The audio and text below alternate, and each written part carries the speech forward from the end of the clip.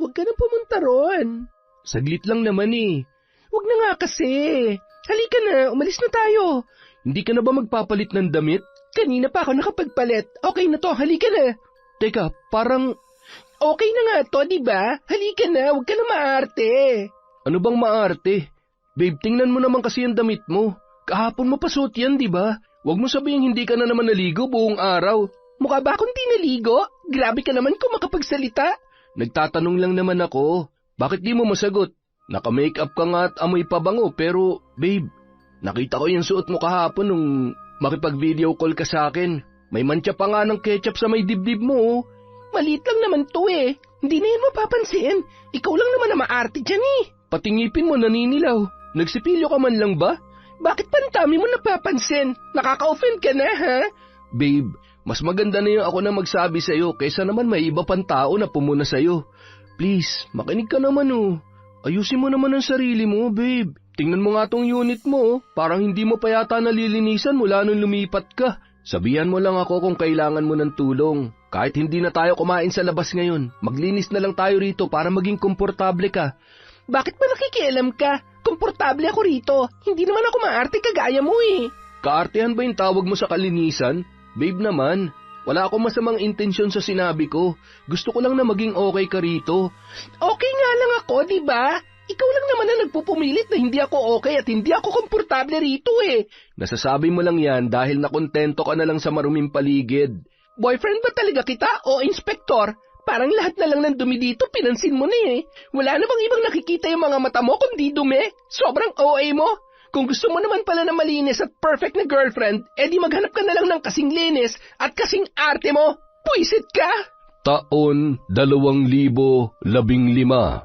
Bataan. Bata pa lamang, pabaya na si Kara sa kanyang mga gamit.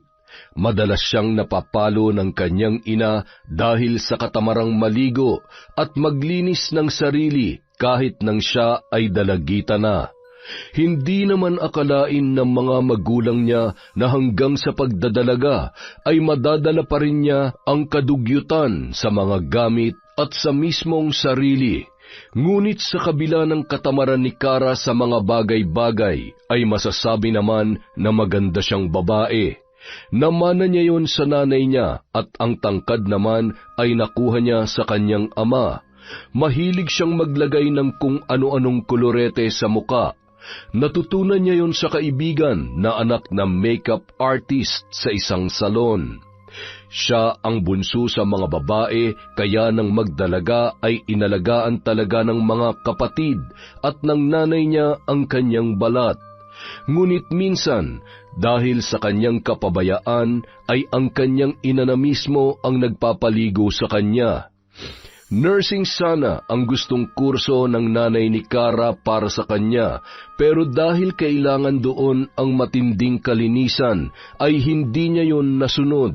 Nagtapos siya sa kursong Business Administration at nagsimulang magtrabaho bilang admin assistant sa isang kumpanya. Doon niya nakilala ang lalaki na unang nagpatibok ng kanyang puso. Yon ay ang manager nilang si Dylan. Masungit tingnan at mukhang kagalang-galang ang lalaki. Madalas yon maging laman ng mga kwentuhan sa opisina dahil hindi lamang si Kara ang tagahanga noon. Gustuhin mang ipakita ni Kara ang interes kay Dylan ay hindi niya magawa dahil batid niya na marami siyang karibal. Tiyak na pagtutulong-tulungan siya ng mga katrabaho na halos maglaway na sa binata kapag nalaman ng mga yon na may isa sa kanila ang sumubok na magtapat ng paghanga. Ngunit bukod pa ron, isa rin sa inaalala ng dalaga ang malaking pagkakaiba nila. Lalo na kung pagdating sa kalinisan na madalas ding problema sa kanya ng kanyang kapatid na si Kayla. Kara, gaano ba kahirap para sa'yo magtapon ng basura mo ng tama? Bakit na naman ba ate? Yung napkin na pinagreglahan mo, nakakalat sa harap ng bahay. Hindi ka man lang ba nahihiya? Tinangay na ng aso dahil kung saan-saan mo na lang nilalagay. Napaka-OA mo naman, te. Wala namang magtatanong sa'yo kung kaninong napkin yon. Hindi lang naman tayong babae dito sa buong barangay ah. Mangangatwiran ka pa talaga? Malamang, nasa harapan yun ng bahay natin. Sino sa tingin mong iisipin nila nagkalat nun, ha? Hindi mo man lang ba naisip na 3 tayong mga babae dito sa bahay at lahat tayo pwedeng pagbintangan? Madadamay pa kami ni Mama sa kadugyutan mo. Ano ka ba naman, ate? Ngayon na nga lang ako makakapagpahinga na matagal tapos bubungangaan mo pa ako? Wala ka maririnig sa akin kung marunong ka maglinis. Kay babae mong tao, ang tugyit-tugyit mo, panay ka porma at paganda, pero tingnan mo ang tinutulugan mo. Hindi na maintindihan kung kwarto pa ba to o bodega. Ate naman, may sarili ka namang kwarto, diba? Yun na lang ang pakialaman mo. Pero nasa isang bahay lang tayo, Kara. Lahat ng mga ipis at dagang nandito, lalabas din sa sala at mapaperwisyo rin kami. Huwag ka naman masyadong makasarili. Kung gusto mo magkasakit, pues ikaw na lang. Nagkasakit na ba kayo dahil sa kalat ko? Hindi pa naman, diba? Hihintayin mo pa talaga na mangyari yun? Umayos ka nga, Kara. Kung hindi ka pa rin magtitino, mas mabuti pang bumukod ka na ng bahay. Hindi ikaw magdedesisyon yan, ate. Talaga? O sige, kakausapin ko na lang si Mama at Papa para mapalayas ka na rito. Siyempre, gagawin mo talaga yan kasi sip-sip ka. Anong sinabi mo? Ako pa talaga ang sip-sip? Ang kapal na mukha mo para sabihin sa akin yan, ha? Makapal na kung makapal pero totoo naman eh. Masyado kang pabida kay Mama at Papa kaya ikaw palagi ang pinapaburan nila. Sa tingin mo, bakit nga ba hindi ka nila pinapaburan, ha? May magulang ba na matutuwa sa dugyot at burarang anak? Hindi ka na nga nakakaambag dito sa bahay, dumadagdag ka pa sa intindihin namin. Hindi mo ba naiisip na imbis na nagpapahinga na lamang si Mama, naglilinis pa siya ng mga kalat mo? Eh di ikaw na malinis? Gusto mo bang palakpakan ko ang kalinisan ng pagkatao mo? Sobra ka na, Kara. Masyado ka ng bastos. Hintayin mo lang na makausap ko si Mama. Pag nangyari yon, magbalot-balot ka na. Malakas na isinara ni Kara ang pinto ng kanyang silid, matapos makipagtalo sa nakatatanda niyang kapatid. Hindi yon ang unang beses na nagkainitan ng dalawa dahil palagi na lamang siyang pinupuna ni Kayla. Mga bata pa lamang sila ay palagi nang napupuri ng mga magulang ang panganay niyang kapatid. Bukod kasi sa matalino ay masinop sa mga gamit si Kayla at masipag sa bahay. Hindi tulad niya na palaging nasa galaan at ang mas pinaglalaanan ng oras ay ang panlabas niyang itsura. Sapat na sa kanya na maganda siya sa paningin ng iba. Katwiran niya noon, kaya naman takpan ng pabango ang hindi niya paliligo.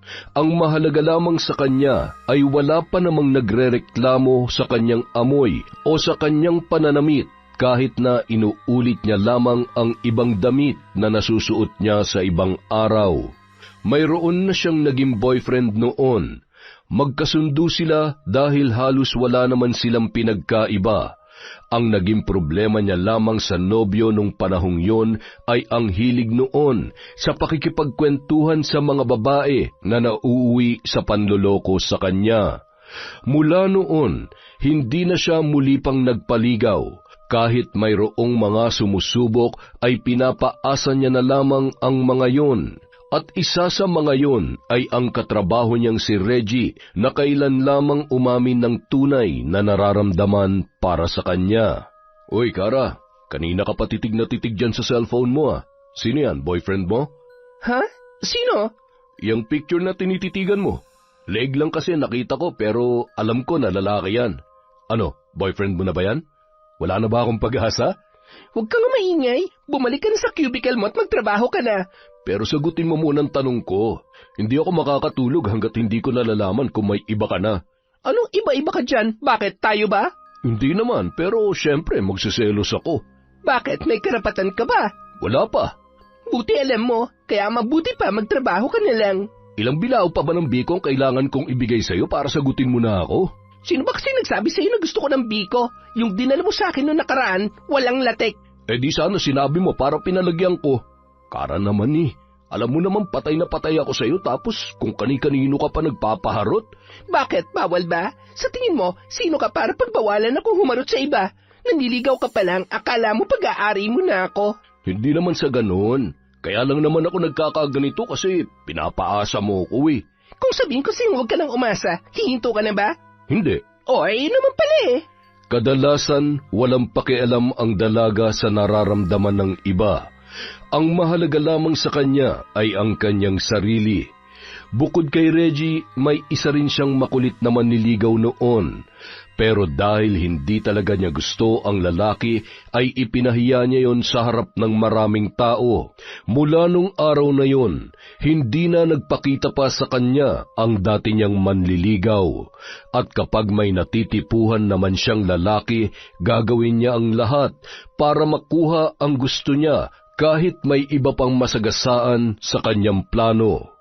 Kaya naman, nang malaman ni Kara na bukod sa kanya ay may isa rin sa mga katrabaho niya na malala na ang pagkagusto sa kanilang supervisor, hindi na naman siya mapakali.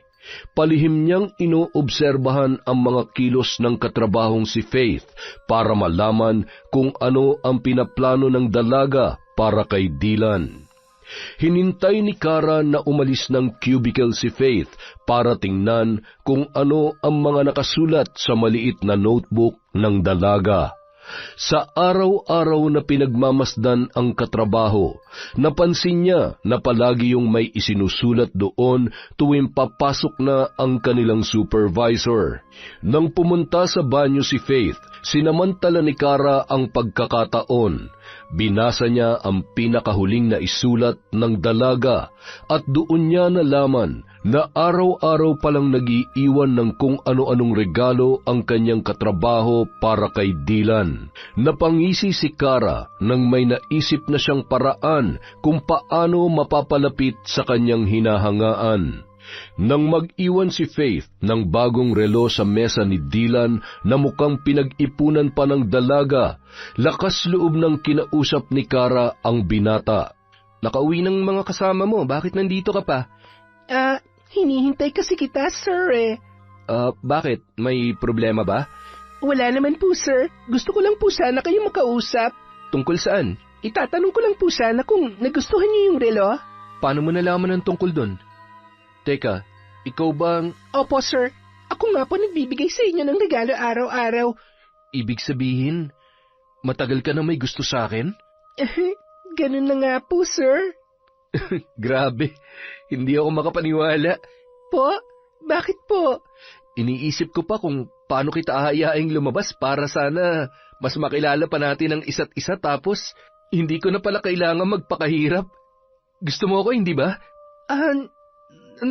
Opo, sir. Dylan na lang ang itawag mo sa akin, tsaka huwag ka na mahiya. Gusto rin naman kita pero medyo natorpe lang ako. Hindi ko kasi alam kung paano ka lalapitan eh. Aware naman ako na trip din ako ng mga katrabaho mo. Napapansin mo rin pala yon? Oo, maliban lang sa'yo. Hindi ko talaga nahalata na may gusto ka pala sa akin. At ikaw ang nagbibigay ng mga regalo sa akin araw-araw.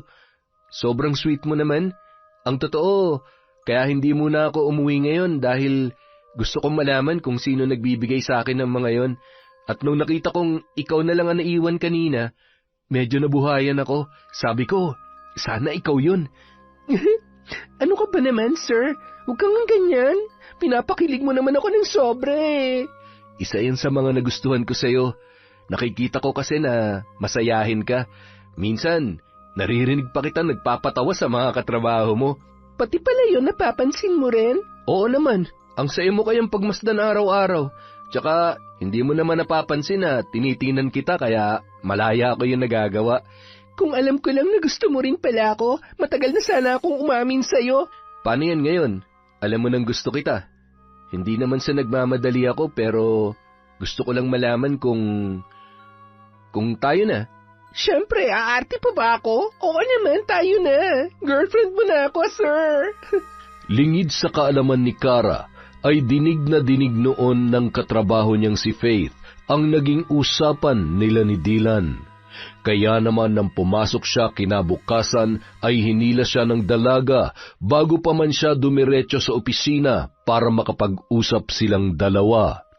Kinumpronta siya ni Faith sa pag-aangkin niya sa mga regalo na ibinibigay noon kay Dylan.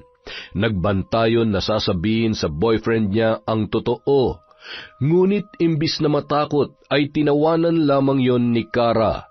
Nung araw na nakita niya ang notebook ni Faith ay nalaman niya rin na matagal ng stalker ni Dylan ang dalaga. Tinakot niya yon na ipagkakalat ang tungkol sa nalaman niya kapag itinuloy nun ang pinaplanong gawin para sirain ang nagsisimula pa lamang nilang relasyon ng kanyang kasintahan. Ipinamukha niya rin na siya ang gusto ng binata, kaya hindi yun nagdalawang isip na makipagrelasyon sa kanya. Samantalang ang katrabaho niya ay hindi naman talaga napapansin ng lalaki. Kaya naman, wala nang nagawa ang dalaga kundi umiyak na lamang sa sinabi ni Kara. Kinabukasan, hindi na pumasok sa trabaho si Faith. Nalaman na lang niya na nag-resign na pala yun at lumipat na lamang sa ibang kumpanya. Samantala, nagpasya naman sila ni Dylan na ilihim na lamang sa kanilang mga katrabaho ang kanilang relasyon para hindi sila magkaroon ng issue. Isa pa, ipinagbabawal din doon ang makipagrelasyon sa katrabaho, lalo na sa mas mataas ang posisyon sa kanila. Ngunit kapag tapos na ang oras ng trabaho, halos hindi na sila mapaghiwalay pa, at hindi rin akalain ni Kara na agad siyang ipapakilala ng binata sa nanay noon na si Teresa. Ang ganda-ganda niyo naman po. Mukha po kayong artista. Ay nako, bolera pala tong girlfriend mo, anak. Honest lang po ako. Ay, baka maniwala na talaga ako niyan, ha? Sa susunod, ma'am, baka humingi na yan ng allowance. Binobola na kayo eh. Huwag po kayo maniwala sa anak niyo, tita. Pero tanong ko lang po, anong skincare niyo? Tubig at dasal lang, iha. Ay, gusto ko yung humor niyo, tita, ha? Mukhang magkakasundo po talaga tayo. Ang mabuti pa kumain na kayong dalawa. Naghanda ako ng pagkain para sa inyo. Sabi ni Dylan, paborito mo raw ang sinigang, kaya yun ang niluto ko. Ang sweet niyo naman po, tita. Ako, hindi ba ako sweet? Ako kaya nagsabi nun kay mama. Mamaya na lang kita pupurihin kapag tayong dalawa na lang, para magantihan ko rin ang sweetness mo. Ay, kaya lalo akong nahuhulog sa iyo eh. Di mahulog ka lang, sasaluhin naman kita palagi.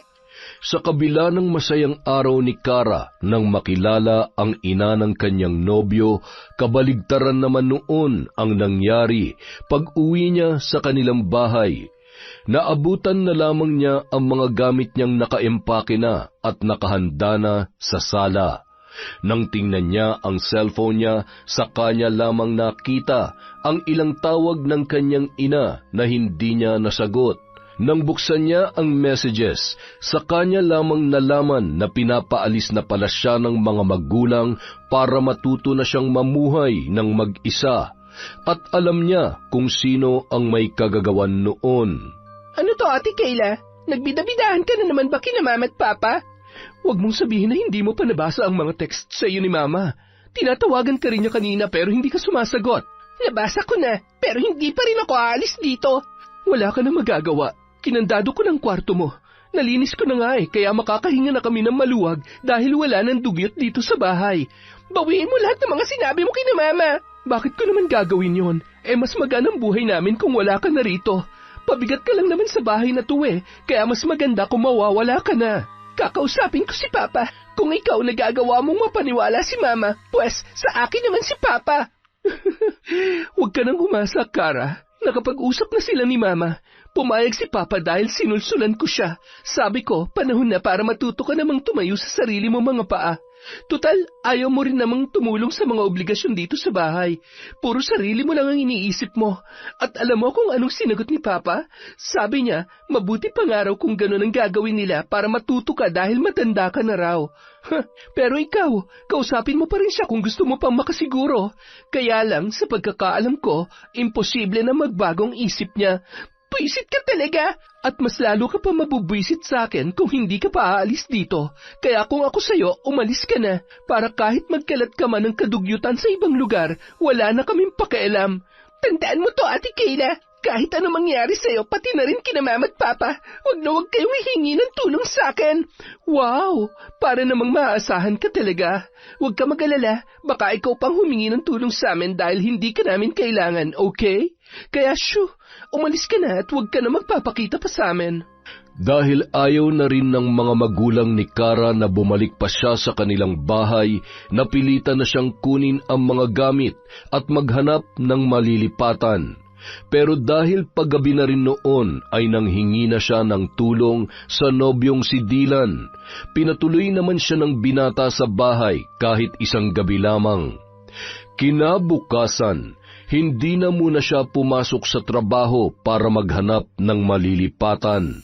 May nakita naman siyang malapit sa trabaho, kaya lamang ay masyadong masungit ang landlord na si Mang Gustavo at maraming patakaran sa mga nangungupahan. Pero dahil wala na siyang panahon para maghanap pa ng ibang malilipatan, ay pinatus niya na yon. Nangako na lamang siya sa matanda na susunod sa mga patakaran kahit na ang totoo ay wala naman siyang pakialam doon. Nakakainis talaga. Kung hindi lang dahil sa bida-bida kong kapatid, nandun pa sana ako sa bahay namin. Hayaan mo na. Baka nga mas makabuti rin sa'yo kapag nagsosolo ka na. Hindi ka na nila pwedeng pakialaman sa kung ano man ang gusto mong gawin.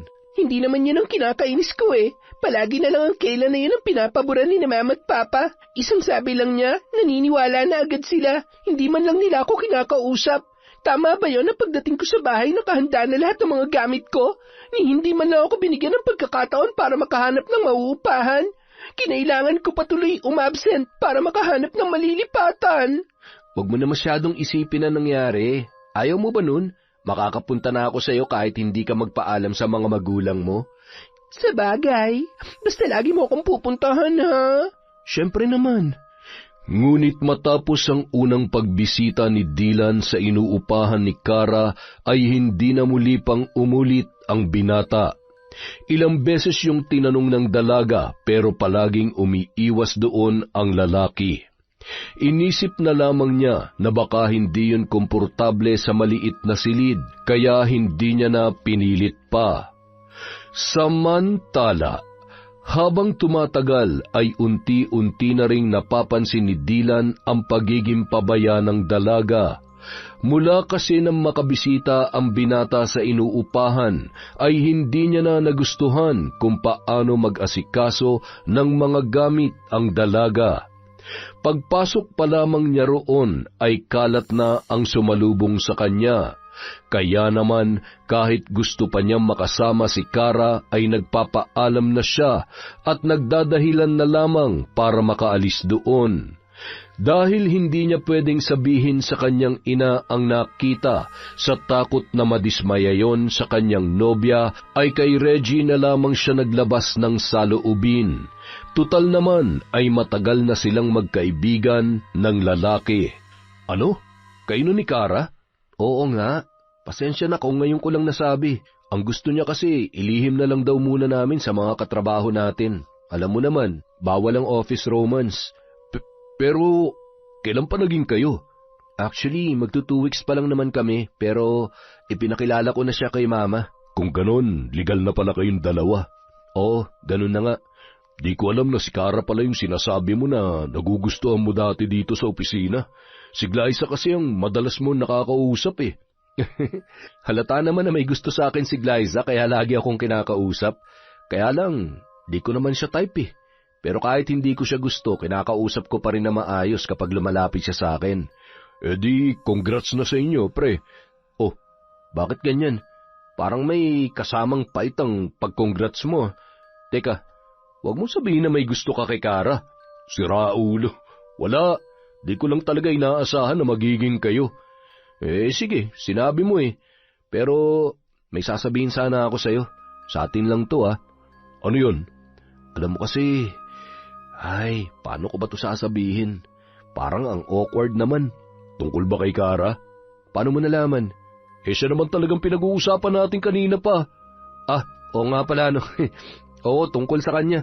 Pero, pre huwag mo talagang ikukwento to sa iba. Sus, para kang sira. Kailan ba ako nagkwento sa iba? Kung hindi mo pa nga ako kinausap, malamang panis ng laway ko dito. Sige na nga, eto na. Meron kasi ako napapansin kay Kara. Ano yun? Parang nag-uulit-ulit lang siya ng damit eh. Oh? Eh, tol, normal naman ang mag-ulit ng damit, di ba? Kahit naman tayo, ganun din eh. Hindi yun ang ibig kong sabihin. Ganito kasi yun. Nung Huwebes, inaya kong kumain sa labas si Kara. Sa pagkakaalala ko, natalsikan ng konting milk tea yung suot niyang inner. Kulay puti ang suot niyang top, tol. Kaya kitang-kita talaga yung kahit maliit na talsik lang. Kapag nilabhan mo yun, kahit kusot lang, mawawala yun. Pero kanina nung pumasok siya, yun ulit ang suot niya. Tapos nandun pa rin yung mancha ng milk tea. Parang hindi niya nilabhan. Napansin mo pa talaga yun? Tol, alam mo naman ako, di ba? Masyado kong conscious sa pananamit at kalinisan ko. Kaya ganun din ako sa mga taong nakakasama ko. Anong gusto mong palabasin? Na may pagkadugyot yung girlfriend mo? Tol, seryoso ka ba? Girlfriend mo yun tapos nagkukwento ka ng ganyan tungkol sa kanya? Alam ko namang girlfriend ko siya. Kaya nga sa'yo ako nagsabi kasi alam ko mapagkakatiwalaan kita. Tsaka hindi lang kasi yun ang napansin ko eh. Nung pinuntahan ko siya sa inuupahan niya, grabe tol, puro kalat. Pagpasok ko pa lang doon, nakita ko ng mga damit niyang sabit-sabit kung saan-saan. Pati hinubad niyang panty, pare nasa sofa lang. Tama ba yun? Yung lababo niya, puno ng hugasin. Ginagapangan na ng mga ipis. Tapos nagluto pa siya ng pagkain namin. Hindi man lang niya hinugasan na maayos yung kawali. Basta niya nalang binasa sa gripo. Ay, grabe, parang natroma ako sa nakita ko nung araw na yun. Promise tol, hindi ko talaga kinain yung niluto niya. Nagdahilan na lang ako para makauwi. Kung kinain ko yun, baka na food poison pa ako. Pero kung titingnan naman si Kara, mukha naman siyang malinis, tol. Pucha tol, scam yan. Isang malaking scam ang panlabas ng kaanyuan. Pero kung oobserbahan mo siya, madidismaya ka talaga. Dahil ba dyan, hindi mo na siya gusto? Gusto ko pa rin naman, pero gusto ko rin na baguhin niya yung nakasanayan niya. Hindi ko siya matatagalan kung ganun siya kadugyot. Paano na lang kapag pinakasalan ko na siya? Baka maging bodega na ang bahay namin pag nagkataon. Alam mo, tol, mas mabuti pa sabihin mo yan sa kanya. Kausapin mo lang siya na maayos. Gawin mo mahinahon para hindi siya ma-offend. Yan naman talaga ang plano ko. Naghihintay lang ako ng magandang tiyempo. Dapat kasi kinilala niyo muna na mabuti ang isa't isa bago naging kayo. Kasi kung mag-iiwalay kayo dahil sa ganyan dahilan, masyadong masakit yun para kay Kara. Teka muna, bakit parang kasalanan ko pa? Tol, obligasyon natin bilang tao na alagaan ang mga sarili natin. Basic na nga lang dapat yun eh. Pero si Kara, parang hirap na hirap siya pagdating sa kalinisan. Buti nga, hindi siya nagkakasakit sa lagay na yun eh. Kung ako nasa posisyon niya, baka na-confine na ako sa ospital. Ito lang ang masasabi ko, may punto ka, tol. Pero kahit sa panig mo tingnan, hindi maganda na kinukwento mo pa sa iba mga napapansin at nakikita mo. Kasi kung talagang mahal mo si Kara, sa kanya ka rerekta, hindi sa akin. Paano kung madaldal pala ako at gusto ko kayong sirain? Di kunento ko na rin sa iban tungkol sa mga sinabi mo. Ay, mag-usap na lang kayo. Tsaka sa susunod, huwag ka na magkwento sa akin ng ganyan. Mas maganda kung sasarilinin mo na lang. Sa sinabing yon ni Reggie, biglang nakaramdam ng hiya si Dylan na konsensya ang binata dahil sa mga sinabi niya tungkol kay Kara. Mabait at marunong naman makisama ang kanyang nobya. Kalinisan lang talaga ang nagiging problema ng dalaga. Kaya naman habang hindi niya pa nasasabi ang tungkol doon, ay bumawi na lamang muna siya. Iniwasan na lamang niya na pumunta sa inuupahan ng kanyang kasintahan. Inaaya na lang niya yon na kumain sa labas at mamasyal para doon ubusin ang kanilang oras. Hinahatid niya yon pauwi pero hanggang gate lamang siya at hindi na pumapasok pa sa loob ng bahay. Nang mga panahon na yon, akala naman ni Kara ay matatahimik na ang buhay niya nang mapalayo sa kanyang kapatid na si Kayla.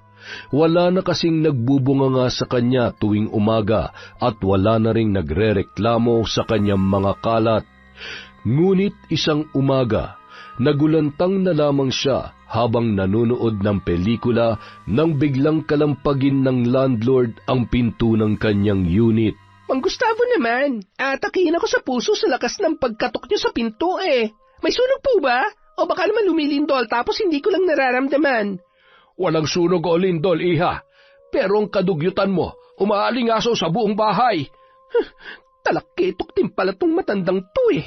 May sinasabi ka ba? Ang sabi ko po, anong kalat po bang tinutukoy ninyo? Nagmamaang-maangan ka pa. Ikaw lang naman ang bukod tanging tenant ko rito na wala sa ayos sa mga basura. Nakakakita naman ang dalawang mata mo pero parang invisible sa iyong mga kalat sa likuran ng bahay na ito. Alam mo, miss, kung hindi mo kayang panatilihin ang kalinisan dito, hindi ako manghihinayang na paalisin ka. Perwisyo ka sa matagal ng nangungupahan dito. Alam niyo ho, kalalaki niyang tao, masyado kayo mabunganga. Talo niyo pang ate ko eh. Wala akong pakialam kung sino pa man ang ate mo. Ayusin mo mga basura mo dahil kung hindi mo yung gagawin, maghanap ka na ng ibang malilipatan. Teka, dahil sa basura pa, alisin niyo ako? Ang lupit niyo naman. Bakit? Hindi ba't binigyan kita ng kopya ng mga patakaran ko rito? Mukhang hindi mo naman binasa eh. Kaya kung wala kang pakialam, wala rin akong pakialam sa opinyon mo. Hindi porket nagbabayad ka ng renta ay pwede ka na maging salaula. Hindi kasama sa binabayaran mong paglilinis dito kaya matuto kang magkusa. Nandadamay ka pa ng ibang tenant. Oo, nalilinisin ko na. Gawin mo na lang. Mas maganda kung aaksyonan mo na agad. Wala akong tiwala dyan sa salita mo. Taing-taing naman ho kayo eh. Pwedeng sandali lang. Huwag kayong mag-alala mamaya. Hindi nyo na makikita ang basura ko. Sa susunod, basahin mo na mabuti ang patakaran ko rito para walang nagre-reklamo. Mahiya ka naman sa mga nauna sa'yo. Hindi mo ba nakikita ang paligid nila? Malinis.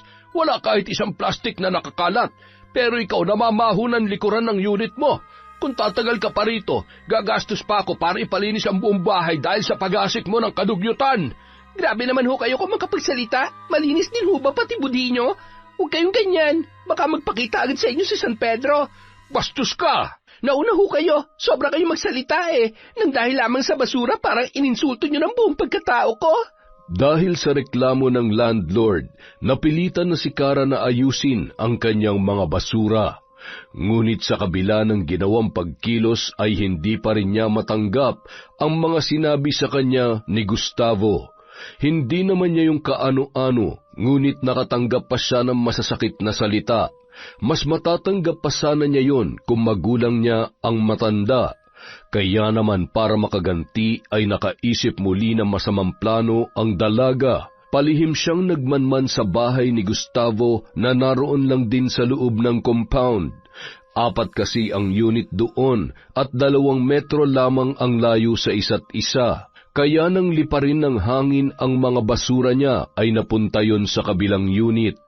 Nasa pinakadulo naman ang bahay ng kanilang landlord at yun din ang may pinakamalawak na harapan ng bahay.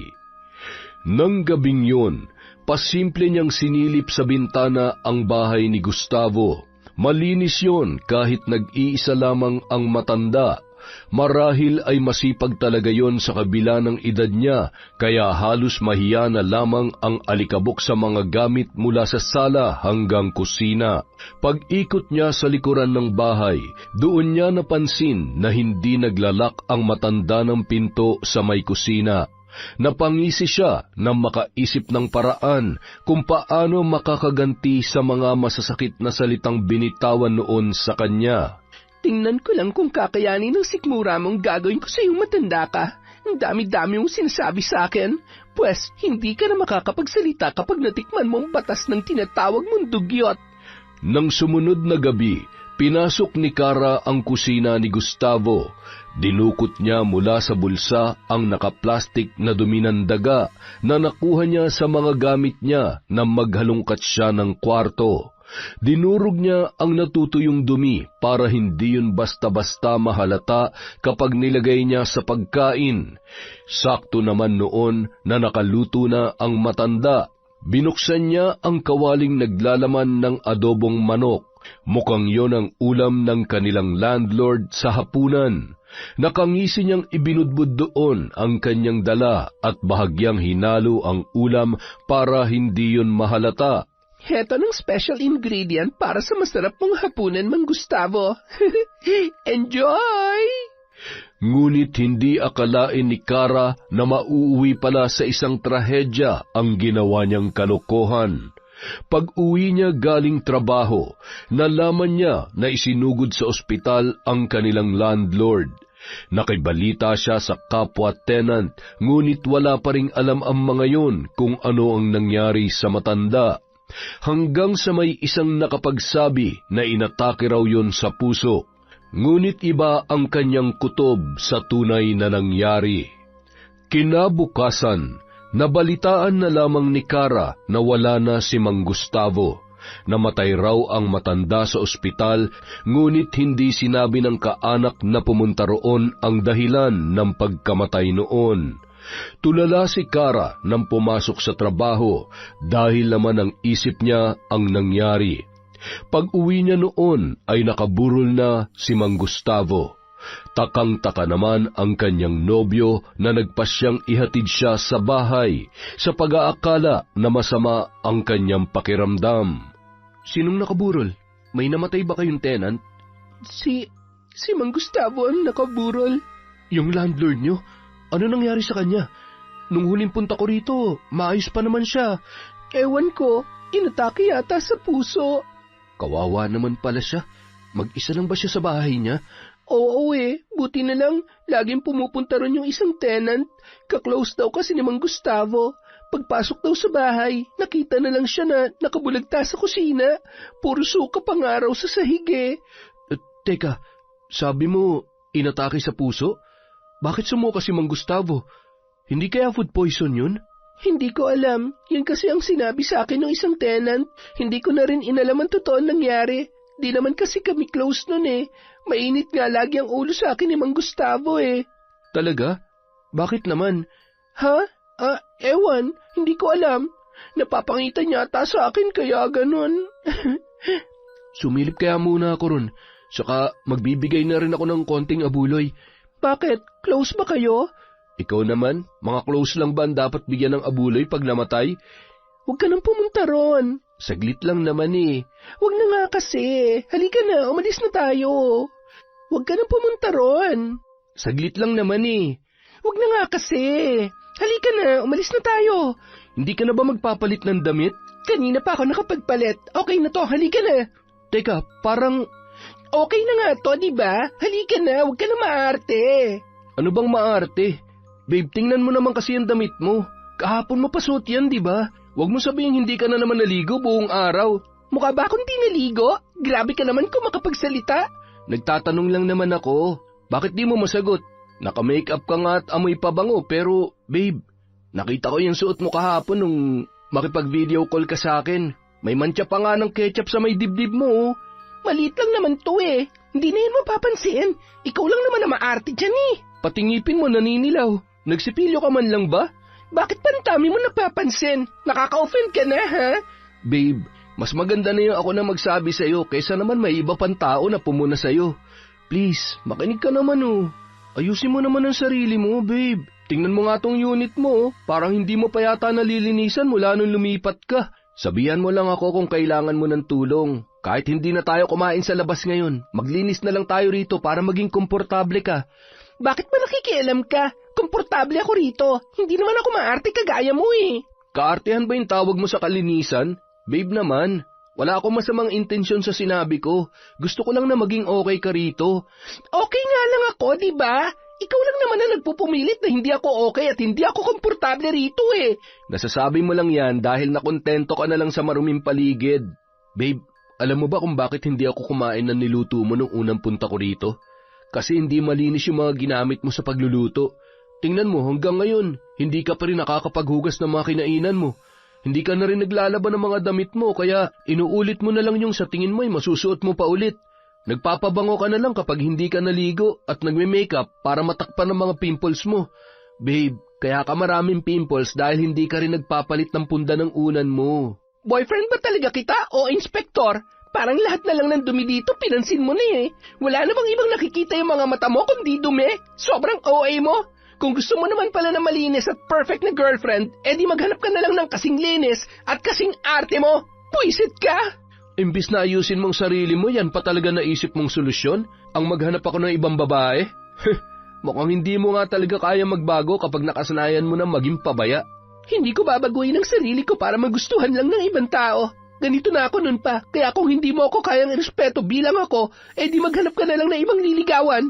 Papahirapan mo pang sarili mo. Halos manikip ang dibdib ni Kara sa kakaiyak nang umalis doon si Dylan. Hindi na sumagot pa ang kanyang nobyo, ngunit kahit wala yung sinabi, batid niyang gusto nang makipaghiwalay sa kanya ng binata. Sigurado siya na hindi nagugustuhin pa ni Dylan na makipagrelasyon sa kanya matapos ang kanilang naging sagutan. Hindi naman niya akalain na mapapansin ni Dylan lahat ng mga pagkukulang niya pagdating sa kalinisan. At kahit totoo ang lahat ng sinabi ng kanyang nobyo, ay nasaktan pa rin siya doon. Nang makauwi, nag-message na lamang sa kanya ang binata. Doon na nga tuluyang nakipaghiwalay sa kanya si Dylan. Hindi na niya kailangan malaman kung ano ang dahilan. Malinaw na yun sa kanya, ngunit hindi ganoon kadali para sa kanya na basta na lamang tanggapin ang desisyon ng kanyang nobyo. Nasaktan si Kara sa mga sinabi ni Dylan. Hindi niya matanggap na kahit ang lalaking akala niya ay tatanggap sa kanya, ay hihiwalayan din pala siya. Wala rin siyang pinagkaiba sa pamilya ko. Hindi ako makakapayag na hindi ako magaganti sa kanya. Pagsisisihan niyang ginawa niya sa akin. Sa kabila ng pakikipaghiwalay sa kanya ng binata, ay pumasok pa rin siya sa trabaho at nagpanggap na lamang na parang walang nangyari. Ayaw niyang ipakita sa dating nobyo na masyado niyang dinamdam ang pakikipaghiwalay noon sa kanya. Taas noo siyang pumasok sa opisina. Kahit nakasabay niya sa elevator ang binata, ay hindi niya lang yon pinansin. Pagdating sa kanyang cubicle, napakunot ang kanyang noo nang hindi man lamang siya binati ni Reggie. Samantalang dati, palagi pa rin siyang binabati at binibigyan ng kung ano-anong pagkain kahit na nilinaw niya na hindi niya gusto ang lalaki. Uy, Reggie, okay ka lang? Oo naman, ikaw ba? Okay din ako. Sure ka? Baka mamaya may sakit ka na. Bigla ka naman eh. Grabe ka naman. Ganun na ba ako ka-snob sa'yo? Oo, parang ngayon mo nga lang naisip eh. Sorry naman, pero teka, iniiwasan mo na ba ako? Nitong mga nakaraang araw, hindi ka na namamansin. Ngayon ko lang talaga na-realize na hindi mo na pala ako kinakausap. Baka naiinip ka lang kaya mo naisip na kausapin ako. Ang totoo, break na kami ng boyfriend ko, kaya malaya na ako makipag-usap ulit kahit kanino. Pinagbabawalan ka ba niya? Hindi. Gusto ko lang ipakita na seryoso ako sa kanya, kaya pasensya ka na kung hindi na kita pinapansin noon. Gusto ko sanang itanong kung bakit kayo nag-break, pero yung ex mo na lang sigurong tatanungin ko mamaya. Teka, kilala mo siya? Kung akala mo kilala mo na siya, wala ka pa sa kalahati ng pagkakakilala ko sa kanya. Paanong? Best friend ko lang naman si Dylan, no? Shh! Huwag kang maingay. Ano ka ba? Baka marinig ng mga katrabaho natin. Ano naman kung marinig nila? Break na kayo, di ba? Huwag ka na nga lang maingay. Ikaw lang ang nakakaalam nun dito sa opisina. Okay, sige. Mananahimik ako kung sasabihin mo sa akin ang dahilan ng pagbe-break ninyo. Bakit pa gusto mo pang malaman? Chismoso ka rin, ano? Dahil masyado kayong perfect para sa isa't isa. Napaka-imposible naman na maghiwalay kayo ng ganun-ganun na lang. Basta, huwag mo na lamang alamin. Kung hindi nagpa-apekto si Kara sa pakikipaghiwalay sa kanya ni Dylan, ay ganoon din ang ginawa ng binata. Muli ring nakipaglapit sa mga babaeng katrabaho ang lalaki na mas ikinagalit naman ng dalaga. Kinabukasan, pagpasok niya sa trabaho ay kinuwento niya sa mga kasamahan nila na naging sila ni Dylan, pero nakipaghiwalay siya sa lalaki dahil sa ginawang katarantaduhan noon. Ipinagkalat niya na si Dylan ang dahilan kung bakit na ospital ang kanilang landlord na si Mang Gustavo, dahil nilagyan noon ng dumi ng daga ang pagkain ng matanda. Mabilis na kumalat ang usap-usapan, kaya pagpasok pa lamang ni Dylan ay nagbulong-bulungan na ang kanilang mga katrabaho. Maging si Reggie ay nagulat din sa nabalitaan. Patay-mali siya naman siya sa nangyari at hindi nagpahalata na sa kanya nang galing ang kwentong yun. Kitang-kita ni Kara kung gaano naapektuhan ng pinakalat niyang tsismis ang kanyang dating nobyo. Hindi yun mapakali at tila hiyang-hiya sa kanilang lahat. Tingnan ko lang kung hanggang kailan magiging malinis ang tingin sa'yo ng mga taong nasa paligid mo. Kinahapunan, pauwi na noon si Kara nang bigla na lamang siyang hablutin ni Dylan sa braso. Mukhang wala nang pakialaman lalaki kahit pinagtitinginan sila roon ng kanilang mga katrabaho. Anong sinabi mo sa kanila, ha? Bawiin mo yon. Bakit ko naman gagawin yon? Dahil hindi totoong pinagkakalat mo. Hindi ko yung ginawa kay Mang Gustavo. Huli ng lahat para dyan. Kalat na eh. Kung gusto mong linisin ang pangalan mo, di gawan mo ng paraan. Kung hindi mo kaya, magpatiwakal ka. Sobra ka na, Kara. Ginagawa mo ba to para gantihan ako dahil hiniwalayan kita? Hindi mo matanggap na kaya kita iniwan ay dahil sa masyado kang... Ako nakipaghiwalay sa'yo. Huwag kang sinungaling. Alam nating dalawa kung anong totoo. Hindi mo lang kayang tanggapin sa sarili mo na walang tatagal sa'yo dahil sa pagiging dugyot mo. Wow! Nagsalita ang malinis. Baka nakakalimutan mong dugyot ka rin. May namatay na nga dahil sa ginawa mo eh. Ako nga ba talaga? O ikaw? Bakit nga ba hindi ko naisip na posibleng ikaw ang gumawa nun kay Mang Gustavo? Ikaw ang may sapat na dahilan para gawin yun sa kanya. Tandaan mo to, Kara. Kakarmahin ka rin at sigurado ako nagagapang ka para magmakaawa dahil sa ginawa mo. Tigilan mo nga ako sa pagbabanta mong yan.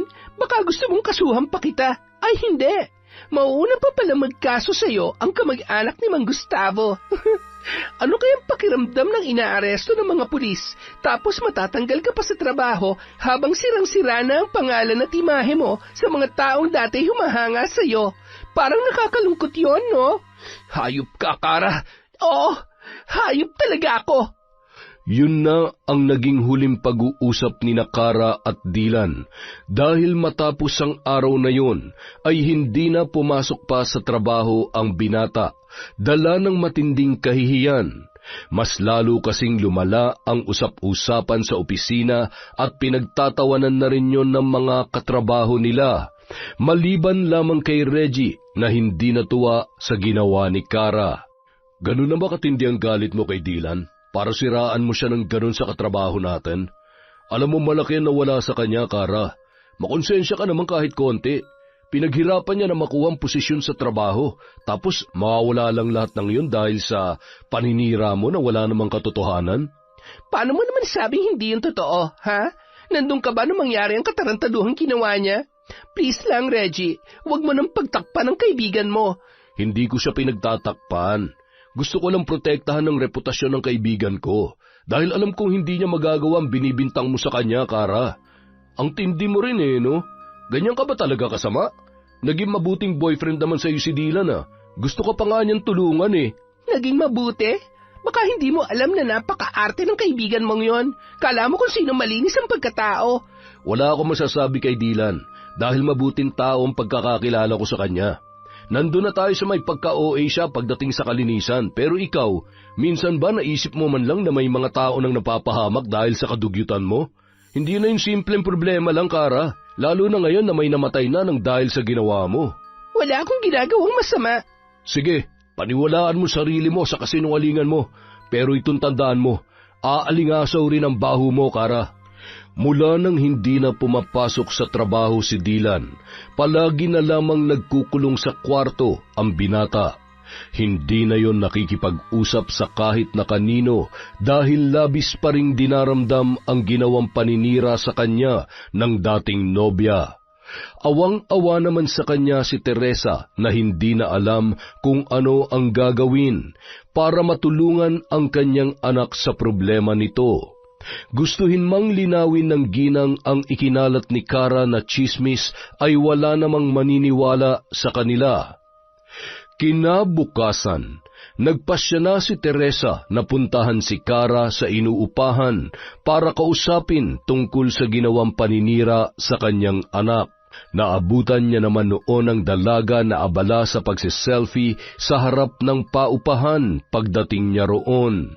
Kara? Pwede ba tayong mag-usap? Ay, kahapon si Reggie ang kumausap sa akin. Ngayon kayo naman. Tita, please lang, kung tungkol lang to kay Dylan, huwag na kayo mag-aksaya ng panahon. Talaga bang hindi ka man lang nakukonsensya sa ginawa mo sa anak ko? Alam mo ba kung ano naging epekto sa kanya ng ginawa mo? Huwag na nga kayo magdrama dito. Kung ano man ang pinagdaraanan niya, wala na ho akong pakialam doon. Hiwalay na kami, hindi ho ba? Tsaka kasalanan niya naman kung bakit yun nangyari sa kanya. Kaya kung pwede ho, tantanan niyo na ako. Walang kasalanan ng anak ko. Hindi totoo ang binibintang mo sa kanya. Isa pa po kayo eh. Bakit? Nandun din ba kayo na mangyari yon? Pareho lang kayo ni Reggie. Bawiin mo mga sinabi mo tungkol sa kanya at linisin mo ang pangalan ng anak ko. Baka sakaling mapatawad pa kita. Hay tita, hindi ko naman hinihingi ang kapatawaran niyo. Kara naman, isipin mo naman ang pinagsamahan natin. Naging mabuti rin ako sa iyo at tinuring kita na parang sarili ko na ring anak. Kung galit ka kay Dylan, gawin mo na lamang to para sa akin. Sige na, Kara, nagmamakaawa ako sa iyo. Sorry tita, pero hindi ko kayang gawin ang hinihiling niyo sa akin. Tsaka, huwag niyo nang gamitin sa akin ang pinagsamahan natin dahil nakisama lang talaga ako sa inyo noon. Wala na ba talagang kabutihang natitira dyan sa puso mo? Meron tita, pero hindi yun para sa inyo ni Dylan. Kaya umalis na lang kayo. Wala kayong mapapala sa akin. Nasabi ko na mga dapat kong sabihin, hindi ko nakasalanan kung dinamdam ng anak niyo nangyari sa kanya. Binigyan kita ng pagkakataon, Kara. Pero pinatunayan mo lang sa akin na hindi ka karapat-dapat na patawarin sa ginawa mo. Kapag may nangyari sa anak ko dahil sa paninira mo sa kanya, pagbabayarin kita. Sa hindi maunawa ang dahilan, biglang kinilabutan si Kara sa klase ng tingin na ipinukol sa kanya ni Teresa ng mga sandaling yon matapos siyang pagbantaan. Hindi na siya nakapagsalita pa hanggang sa makaalis ang ginang. Hinabol na lamang niya yon ng tingin habang papalabas ng compound. Ngunit kinagabihan lamang, nahimasmasan na rin si Kara sa ginawang pagbabanta sa kanya. Imbes na itama ang ginawa niyang paninira kay Dylan, ay mas lalo niya pa yung pinalala. Sunod naman niyang ipinakalat na may namamagitan kina Dylan at sa sarili nitong ina. Ayoko na sanang ilabas pa to pero hindi nila ako tinitigilan sa pagbabanta nila sa akin. Kitang-kita ng mga mata ko na naghahalikan sila mag-ina. Nang imbitahan ako ni Dylan sa bahay nila, imbis na ako ang tabihan niya, doon siya umupo sa tabi ng nanay niya. Alam niyo ba, sinadya kong ihulog ang hawak kong tinidor dahil medyo nagdududa na ako noon sa kanilang dalawa. At nung yumuko ako sa may ilalim ng mesa, nakita ko si Dylan na hinihipuan ng nanay niya. Kadiri sila mag-ina. Tapos ngayon, ang lakas pa ng loob nila na pagbantaan ako na para bang napakalinis ng pagkatao nila. Hay, ang kakapal na mukha. Napangiti na lamang si Kara nang mapaniwala niya ang kanyang mga katrabaho sa panibago niyang paninira kay Dylan at sa ina nitong si Teresa. Siniguro din niya na makakarating yon sa dating nobyo. Ngunit sa hindi inaasahang pangyayari, nakarating sa kanya ang balitang nagpatiwakal ang binata dahil hindi na nakayanan ang pinagdaraanan noon. Nakita mo bang ginawa mo, ha? Masaya ka ba na may isa na namang namatay dahil sa kagagawan mo? Napakasama mo, Kara. Karmahin ka sana ng malala. Dapat sa kagaya mo hindi na binubuhay eh. Hindi ko naman nakalain na magpapakamatay si Dylan. So ano, hindi mo na naman kasalanan? Nakakagago ka na eh. Matapos mong sirain ang kaibigan mo, sa tingin mo inosente ka pa rin? Putya, pati si tita dinamay mo pa? Anong klase kang tao, ha? Tao ka pa ba sa lagay na yan? Sagad sa buto ang kademonyohan mong hinayupak ka. Hoy, wala kang karapatang kausapin ako ng ganyan. Alam mo, kung kaya lang kitang isumpa, matagal ko nang ginawa. Ni wala ka man lang naramdaman kahit kaunting pagsisisi. Hindi ko naman nakalain na aabot pala si Dylan sa pagpapakamatay ha. Ang gusto ko lang naman, pagsisihan niya mga sinabi niya sa akin. Yan ang problema sa'yo. Masyado kang makasarili. Puro sarili mo lang ang iniisip mo. Kapag nasaktan ka, gusto mo kaagad makaganti dahil ayaw mong tumanggap ng puna mula sa ibang tao, kahit na totoo naman ang sinasabi nila. Huwag ka na magpanggap na parang napakabuti mo, Kara, dahil kahit malayo ka pa, umaalingasaw ng nabubulok mong pagkatao. Dahil sa natanggap na balita, hindi nagawang makatulog ni Kara. Unti-unti na siyang nilalamon ng konsensya dahil sa ginawa niyang paninira kay Dylan at sa nanay nito. Hindi niya inaasahan na hahantong din yon sa isang trahedya, tulad na nangyari kay Mang Gustavo. Sa takot na muling sugurin ni Teresa ay kaagad siyang nag-empake ng mga gamit para bumalik sa kanilang bahay. Nagmakaawa siya sa mga magulang para makabalik doon. Humingi rin siya ng tawad sa kapatid na si Kayla at kinumbinsi yon. Bagamat hindi pa rin natutuwa ang kanyang ate sa pagbabalik niya, ay nakinig na lamang yon sa kanilang mga magulang na nagdesisyon na magsama-sama na lamang silang muli bilang isang pamilya. Ngayong nandito ka na ulit, sana naman matuto ka na maglinis para hindi na kita bubungangaan araw-araw. Ate, please, wag ngayon. Wow! So, kailan pala pwede? Kapag trip mo lang makinig? Kung hindi mo babaguhin ang ugali mong yan, malaking problemang idudulot yan sa'yo. Nangyari na nga, ate. Ha? Anong ibig mong sabihin? Wala. Doon na muna ako sa kwarto para makapag-ayos na ako ng mga gamit ko. Sus, kala mo naman talaga mag-aayos siya ng gamit. Sigurado akong titingnan mo lang ang mga yan hanggang mamaya, hanggang sa maiwan mo na lang at pabayaan. Pagsapit ng hating gabi, nanatiling nakatulala si Kara sa mga gamit niyang hindi niya pa naayos sa kanyang silid. Hindi niya alam kung paano siya magsisimula, gayong masyadong okupado ang isip niya dahil sa nangyari sa dating nobyo. Hindi niya maitatanggi na mahal pa rin niya ang binata, ngunit dahil sa nagawa niyang paninira ay hindi lamang isang buhay ang kanyang nasira. Sa pagkawala ni Dylan, siguradong matindi ang galit ni Teresa sa kanya at natatakot siya sa posibleng gawin ng ginang para siya ay maparusahan. Ayaw niyang makulong. Wala pa siyang napapatunayan sa pamilya niya at puro sakit sa ulo pa ang kanyang ibinibigay. Hindi niya alam kung paano tatanggapin ng mga magulang niya ang katotohanan na may 2 buhay na nawala dahil sa kagustuhan niya na makapaghiganti. Ilang sandali pa, natigilan si Kara nang biglang magpatay-sindi ang ilaw sa kanyang kwarto. Napatayo siya mula sa kanyang kinauupuan. Napakurap-kurap siya at biglang kinabahan. Maya-maya pa, muntik na siyang mapasigaw nang bigla na lamang lumitaw ang figura ng isang lalaking nakatayo sa may pintuan ng kanyang banyo. Nakatalikod yun sa kanya kaya hindi niya mamukaan. Sino ka? Paano ka nakapasok dito? Ngunit hindi sumasagot ang lalaki. Naghintay siya ng ilang sandali bago nagpasyang lapitan yon. Ngunit nakakailang hakbang pa lamang siya nang bigla yung humarap sa kanya. Nanlaki ang kanyang mga mata at hindi kaagad nakakilos nang tumambad ang blangkong mukha noon. Bumaba ang tingin niya sa itim na marka sa leeg ng lalaki na tila ba bakas ng lubid.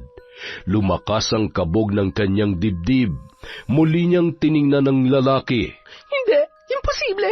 Hindi ikaw si Dylan.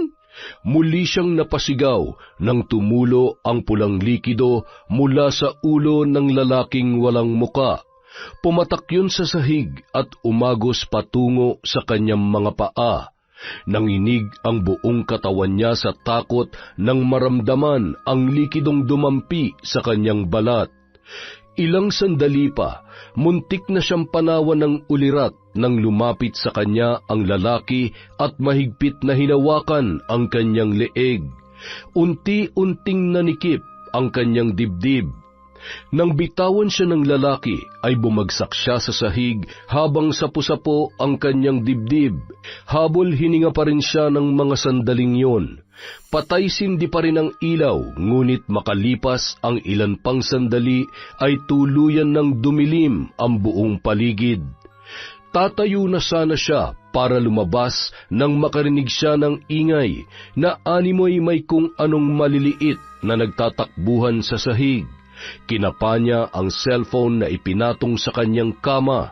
Nang sa wakas ay magkaroon ng konting liwanag, halos nabingi siya sa sariling sigaw nang magtakbuhan ang maliliit na daga sa kanyang paanan. Bago pa man siya makakilos ay pinagkakagat na ng mga yon ang kanyang paa at ang magkabilang binti niya. Sa tindi ng nararamdamang takot, ay doon na siya tuluyan nawalan ng ulirat. Hoy, Kara! Ano ba nangyayari sa'yo? Aray, bakit mo naman hinihila ang buhok ko, ate? Ang sakit-sakit kaya. Kanina ka pa sigaw ng sigaw. Ano ba nangyayari sa'yo? Ha? Sumisigaw ako? Oo, kanina pa. Pati si mama nagising na dahil sa'yo. Tingnan mo, nakatulog ka na dyan sa sahig. Teka, ano yan? Bakit may mga sugat ka sa binti mo? Pati braso mo meron na rin. Anong kumagat sa'yo? Sugat? Hindi. Paliginip lang dapat yun. Gaga, hindi ka na nanaginip. Gusto mong sapakin kita para matauhan ka? Tumayo ka na dyan at linisin mo yung mga sugat mo. Baka mamaya mga daganang kumagat sa'yo. Paano kasi kararating mo lang dito, puro kalat na naman tong kwarto mo? Ay, hindi ko na alam ang gagawin ko sa'yo, Kara. Natulala na lamang si Kara nang iwan siya ng kanyang kapatid. Buong akala niya panaginip lamang ang nangyari sa kanya. Ngunit ang kanyang ipinagtataka, wala namang bakas ng dugo sa sahig, gaya ng nakita niya nang biglang lumitaw ang figura ng lalaking kawangis ng dati niyang nobyo. Pero ang mga sugat sa katawan niya ay totoo. May mga marka pa roon ng ngipin ng mga daga na kumagat sa kanya. Nasaan naman ngayon? Siguradong dito lamang sila nagtatago. Bakit bigla na lang silang nawala? Kailangan ko maalis ang mga pesting yon. Hindi ako papayag na mumukbakin na naman nila ako mamayang gabi. Buong akala ni Kara ay ordinaryong daga lamang ang kumagat sa kanya. Ngunit lingid sa kanyang kaalaman, isang tao ang may matinding galit na sagad hanggang buto ang may kagustuhan na siya ay mapaghigantihan. Walang iba kundi ang ina ng kanyang dating nobyo. Itinabi ni Teresa ang mga ginamit na kandila matapos ang isinasagawang ritual. Hindi akalain ng ginang na muli na naman niyang magagamit ang kakayahang yon.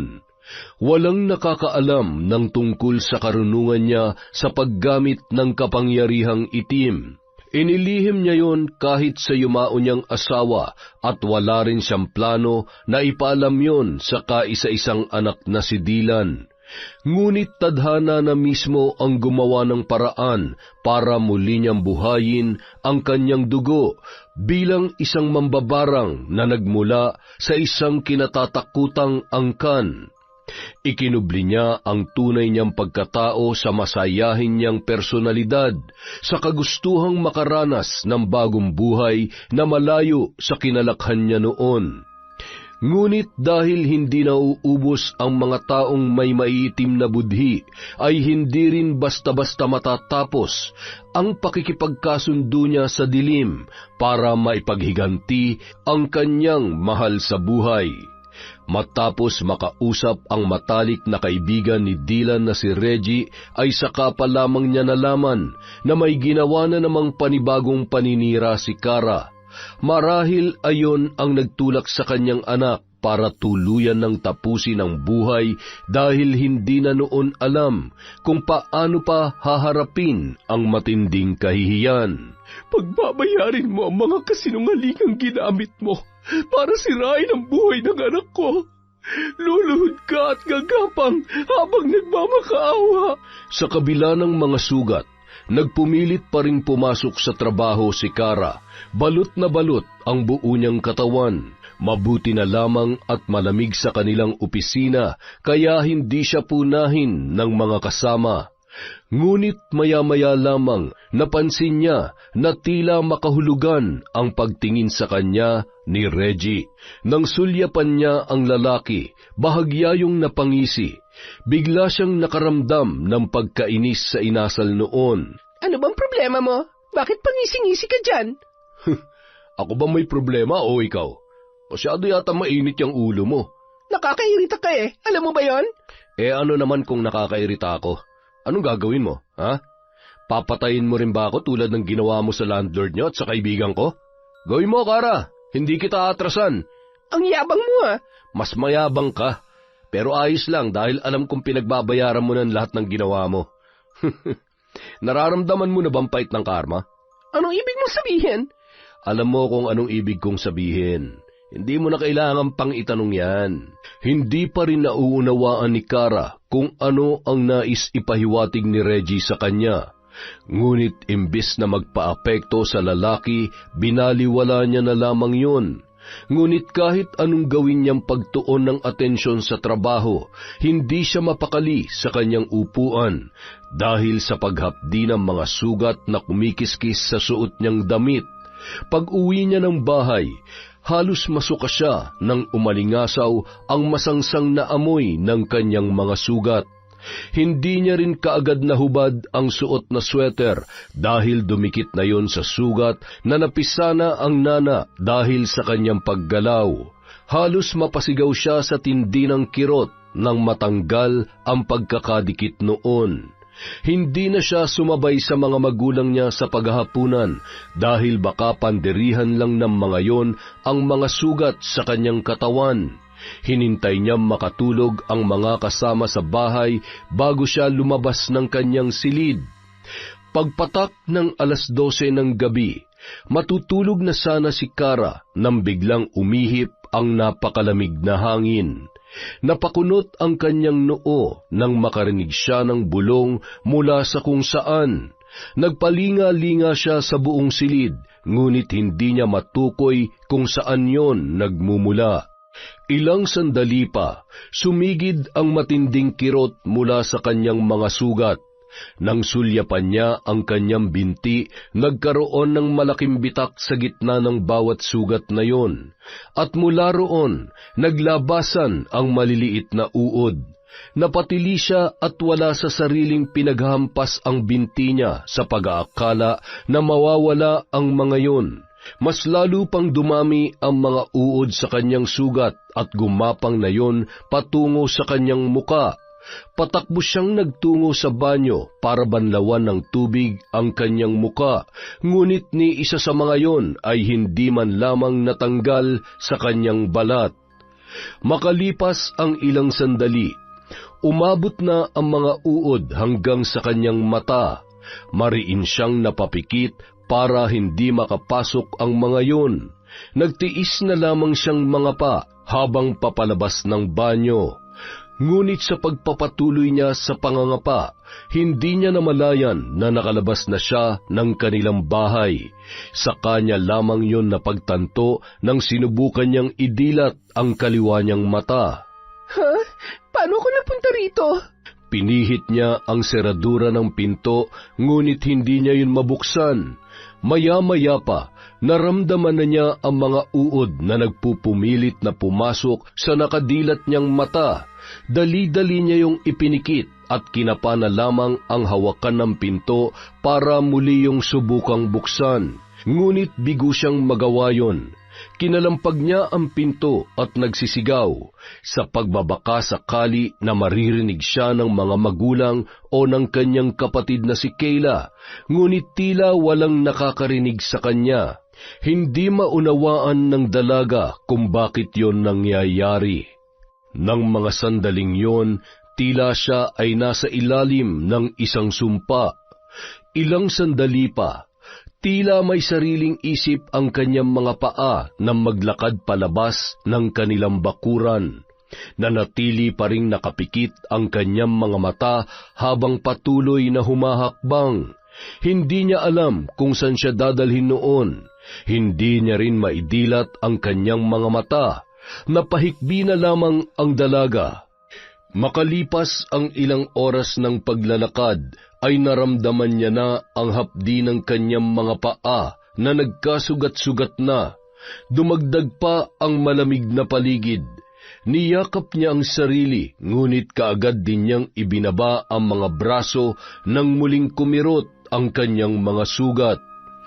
Mula sa patuloy na paglalakad, kusang huminto si Kara sa isang pamilyar na lugar. Doon niya idinilat ang kanyang mga mata at hindi na inalintana ang mga uod na nagpupumilit na sumiksik sa kanyang mga talukap. Ha? Anong ginagawa ko rito sa bahay ni Nadilan? Kaagad na nasagot ang mga katanungan niya nang bumukas ang pinto ng bahay sa kanyang harapan. Mula roon, lumabas si Teresa na blanko ang ekspresyon habang nakatitig kay Kara. Tita, kayo po ba ang... Oo, ako ang may kagagawa na nangyayari sa iyo ngayon. Ano, nahihirapan ka na ba? Nararamdaman mo na ba ang hirap na ipinaranas mo sa anak ko? Tita, patawarin niyo na po ako. Pakiusap, tulungan niyo po ako mawala ng sakit na nararanasan ko ngayon. Hindi ko naman po ginusto mawala si Dylan. Kung hindi mo siya ginustong mawala, hindi mo sana siya sinaktan. Patawarin niyo na po ako, tita. Pinagsisisihan ko na po lahat ng ginawa kong paninira kay Dylan. Patawarin niyo na po ako. Alam kong humihingi ka lang ng kapatawaran ngayon dahil nahihirapan ka na sa sitwasyon mo. Paano kung komportable ka pa rin, ha? Maiisip mo bang humingi ng tawad at pagsisihan ang mga paninirang ginawa mo? Kung kinakailangan ko pong pagbayaran sa ibang paraan ng nagawa ko, tatanggapin ko po, tita. Patawarin niyo lamang po ako. Ayoko na po ng ganito, parang awa niyo na. Sa kagustuhang mapatawad ay lumuhod si Kara sa harapan ni Teresa. Niyakap niya ang mga paa ng ginang habang lumuluha at nagmamakaawa. Hindi ko alam kung kaya pa kitang patawarin, Kara. Pero sige, tatapusin ko ng paghihirap mo sa isang kondisyon. Sabihin niyo lamang po, tita. Gagawin ko po kahit na ano. Linisin mong pangalan ng anak ko at isa lang ang paraan para magawa mo yon.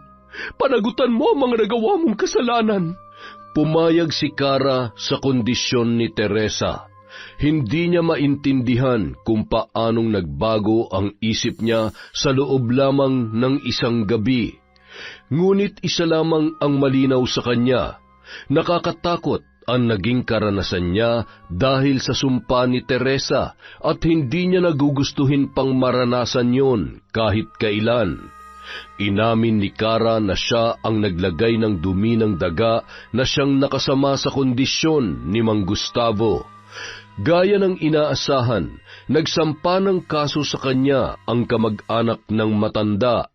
Binawi na rin niya ang mga sinabi niya tungkol kay Dylan at nilinis ang pangalan ng dating nobyo. Ngunit ang kapalit noon ay pagdurusahan niya ang mga naging pagkakamali sa loob ng selda. Tinanggap niya ang kaparusahang iyon dahil para sa kanya, hindi hamak na mas kakayanin niya magdusa sa loob ng kulungan sa matagal na panahon kesa mamatay dahil sa sumpa ng barang. Isa yung malaking bangungot para sa kanya. Sa kabila ng pagkadismaya sa mga nagawa niya ay hindi naman siya pinabayaan ng kanyang mga magulang. Kahit si Kayla na madalas niyang nakakaaway ay nahabag sa kanyang kinahinatnan. Hindi niya akalain na sa ganoong pagkakataon pa sila magkakasundo ng nakatatanda niyang kapatid. Labis niyang pinagsisihan ang ginawang paninira na naging sanhi ng pagkawala ng mga inosenteng buhay ng mga taong minsan din na naging bahagi ng kanyang buhay. Naging makasarili siya, kaya nararapat lamang na pagdusahan niya ang lahat ng mag-isa.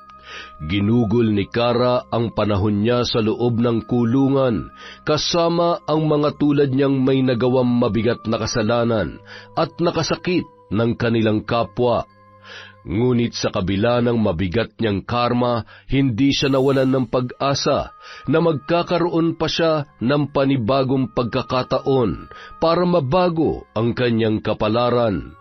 At kapag nangyari yon, ay mas pipiliin niya na maging mabuti at hindi isang tao na mapanakit sa kanyang kapwa.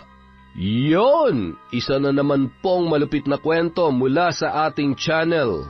Wala talagang may dudulot na maganda ang pagiging makasarili ng isang tao. Maraming salamat po sa inyong pagtsatsaga, sa walang sawang pakikinig sa Kwentong Enteng. Dahil dyan, meron po tayong shout-out.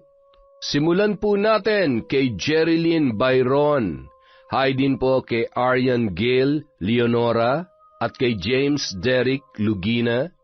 Hi po sa H2O Agency at kay Ma'am Tess Gutierrez. Hello din po kay Maribel Regalario, kay Mary Jane Alitin, Shout out kay Teresita Gervasio, kay Beverly Carbajosa. Hello po kay Jerlyn Arbado. Shout out kay Norsen TV, kay Kane Third Lang, J-Best Lagro at BF Noli Lacorte from Lean Kaunes. Hi po sa Dubalan at Daklitan family from Cliven Dubalan. Shout out po kay Miko, Ann, Kate, Pipe, Hana, Audrey, JD, Nico, Sabi, Santi, Gab at Carmel from Lea Gawaran. Shout out po kay Marites Nalika, sa lahat ng staff ng R. Reyes Pizza Hub, especially sa Commissary Department from Ria Mojado. Hello po kay Cristina Vargas at Milagros Frias from Bicol.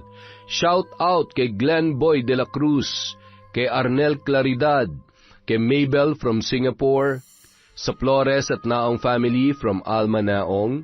Hello po kay Jomer, Marvin, Mama Maya, from Maribel Paralejas. Hello po kay Gemma Garcia, kay Ray Buendia, Jenny May, Billy Ray from Lucy Buendia. Shout out po kay Ian Buen. Hi kay Jing Estrada from Daman, Saudi Arabia, kay Marilyn Matandao, sa Martinez, Del Barrio, Cruzate at Mojica family from Asia Makalindong. Hi kay Richard Rivera, hi kay Nono Hugan Ed at Mario from Junel Fuentes. Hi po kay Jerufa, May, Confessor, Miss Vampire at syempre, hi po kay LSC. Maraming salamat sa walang sawang pagsuporta mula sa Kwentong Enteng.